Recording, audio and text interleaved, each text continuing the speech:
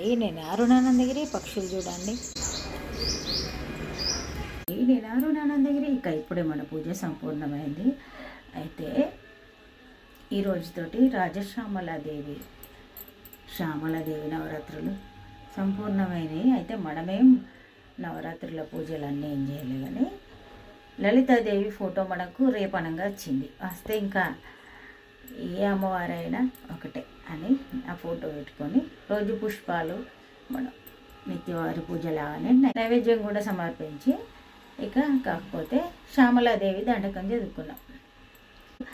నాకు కూడా ఒక వారం రోజులు లలితాదేవి, ఇక లలితాదేవి అయినా శ్యామలాదేవి అయినా అన్ని రూపాలు ఒకటే అనుకోవచ్చు. ఇక అట్లా శ్యామల నవరాత్రులు వచ్చినాయి కాబట్టి ఆ ఫోటోని పెట్టుకొని నేను ఇక ఈ పూజ అయితే చేసుకున్నాను. భలే సంతోషం అనిపించింది. ఈ రోజుతోటి సంపూర్ణమైతే అంతే.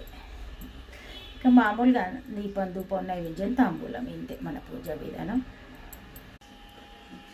లంకాయం శాంకరీదేవి కామాక్షి కంచికాపురి ప్రద్యుమ్నేశ్వరదేవి చాముండే క్రోంచపట్టనే చూడండి. కర్పూర హారతి ఇచ్చినాం. ఇప్పుడు దశాంగం వేసి ఇంకా వెంజామూరు పూజ సంపూర్ణమైనట్టే.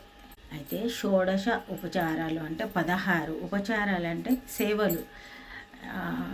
మనం పుష్పాలు సమర్పించడం, తర్వాత నైవేద్యం సమర్పించడం, దీపము ధూపము నైవేద్యము పుష్పాలు ఇంకా వింజామరూపడం పాటలు పాడడం ఇట్లా అన్నీ కలిసి ఒక 16 అయితే 16 ఉపచారాలతో చేసిన పూజ ఒక పరిపూర్ణమైన పూజ అంటారు.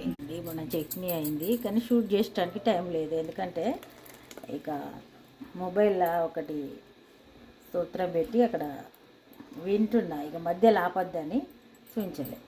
ఇప్పుడే సాల్ట్ వేసిన పిండిలో. ఈ దోశ పిండి అయితే నేను జొన్నలు, మినపప్పు, అటుకులు, మెంతులు వీటితో వేస్తున్నా. జొన్నలు చూడండి, జొన్నలతోటి దోశ ఇది చూడండి. కొంచెం స్లో ఫ్లేమ్లో పెడితే మంచిగా ఉడికిపోతుంది. చూడండి ఎంత మంచి కలర్ వచ్చింది దోశ. చూడండి ఇక్కడ మన పచ్చడి రెడీ అయిపోయింది. టీ రెడీ అయింది కాబట్టి మా వారికి టీ పోసిన తర్వాత నేను దోశ తింటా. మరి ఇప్పుడైతే తింటే